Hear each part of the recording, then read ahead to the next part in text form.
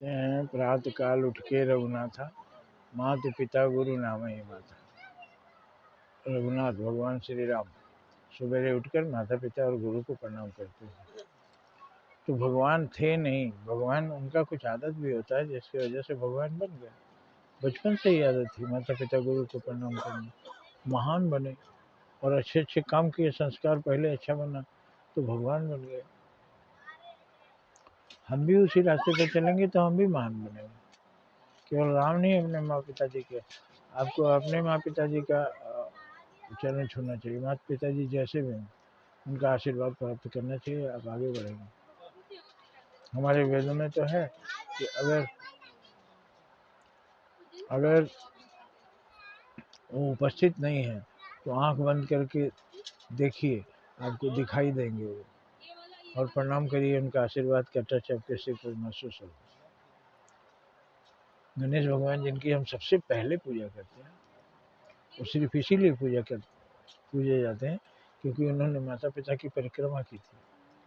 बाकी देवताओं ने सारी दुनिया का परिक्रमा किया, वो पूजे नहीं गए। जिसने गणेश ने जो शिव पार्वती का परिक्रमा किया वही पूजे गए। मतलब आप चाहे जितने सूर्य से तेजवान हो जाए, पवन से बलवान हो जाए, आग से तपने वाले हो जाए, लेकिन आपकी पूजा पहले नहीं होगी यदि आपने अपने माँ बाप को नहीं पूजा।